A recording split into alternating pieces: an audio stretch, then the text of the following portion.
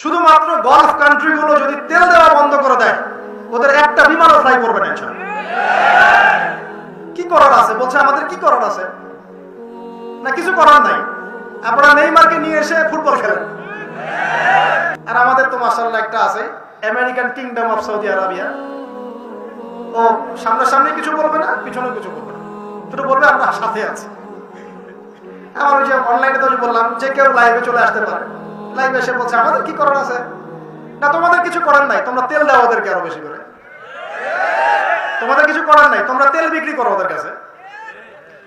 আরে আহাম্মকের দল, শুধুমাত্র গলফ কান্ট্রিগুলো যদি তেল দেওয়া বন্ধ করে দেয়, ওদের একটা বিমানও ফ্লাই করবে না ইনশাআল্লাহ। কি করার আছে? বলছে আমাদের কি করার আছে? না কিছু করার নাই, আপনারা নেইমারকে নিয়ে এসে ফুটবল খেলেন। কিছু করার নাই আমাদের। আমরা হেরোইন করি, মদের বার ওপেন করি, হ্যাঁ, আমরা ওদের সাথে বন্ধুত্ব করি, আমরা ওদেরকে মৌন সমর্থন দেই। কয়দিন আগে তো আবু ধাবিতে আনুষ্ঠানিকভাবে ইসরায়েলের সাথে সম্পর্ক স্বাভাবিক করার চেষ্টা করা হয় না? আপনারা তো পড়াশোনা করেন, দেখেনি তো এগুলো। আমাদের কি করার আছে? বলছে আমাদের কি করার আছে? আমরা করবো না, কারা করবে? করবে কারা? সবাই কি দোয়াই করে যাবে? আল্লাহ পাক আমাদেরকে বোঝার তৌফিক দান করুন। আমি একজন নেতার নাম আসলে রাহিমাহুল্লাহ পড়ি, শ্রদ্ধার সাথে স্মরণ করি। এই সৌদি আরবের ইয়া ছিলেন বাদশাহ ফয়সাল, নাম শুনেছেন? ওই যে কিং ফয়সাল অ্যাওয়ার্ড দেওয়া হয়। এই একমাত্র একটা সাহসী নেতা দেখেছিলাম লাস্ট 100 বছরে, অনেক নেতার মধ্যে একজন। অয়েল পুরো তেল বয়কট করে দিয়েছে, যে আমরা পশ্চিমা থেকে কোনো তেলই দিব না। এটা জানেন হিস্ট্রি? তেল বয়কট, তেল দিব না।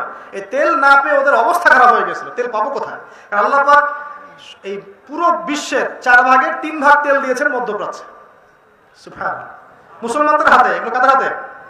এটা কি ইহুদিদের হাতে? 4 ভাগের 3 ভাগ। তো তিনি তেল দেওয়া বন্ধ করে দিয়ে তেল দিব না। এরপরে কত যে চড়াই উতরাই গেল, তারপরে এক জায়গায় পশ্চিমারা তাদেরকে হারিয়ে দিল। কোন জায়গায়? লোভ। কোন জায়গায় বলেন? এসে বলল যে ঠিক আছে, তেল আপনি দিতে চাচ্ছেন না, একটা সন্ধি চুক্তিতে আসে। কি চুক্তি? যে আমরা অন্য কোনো কারেন্সিতে তেল কিনবো না, শুধু ডলারে কিনবো, আর শুধু আপনার কাছ থেকে কিনবো। আপনি এবং আপনার অনুসারী যে কয়েকটা কান্ট্রি আছে তাদের কাছ থেকে আমরা তেল নিব, বাইরের কারো কাছে আমরা তেল নিব না। তাহলে আপনাদের বাণিজ্য অনেক সমৃদ্ধ হবে। আর আপনাদের প্রতি একটা অনুরোধ, শর্ত হচ্ছে আপনারা শুধু ডলারে তেল কেনা বেচা করবেন, অন্য কোনো টাকা বা রুপি বা এগুলোতে তেল কেনা বেচা করবেন না। এই তেল মানে অয়েল, আর এই ডলার মানে ডলার। এই হয়ে গেল petrol dollar, petrol dollar, petro dollar monetary system.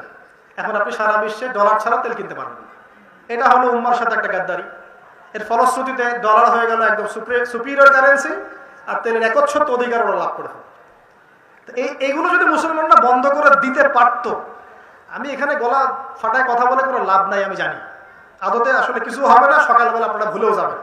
কিন্তু একটা কথা চিন্তা করেন, খালি চিন্তার খোরাক নেন, যদি এইটা আমরা বন্ধ করতে পারতাম ওই সময়, তাহলে কি ওরা এত দূর পর্যন্ত আসতে পারতো?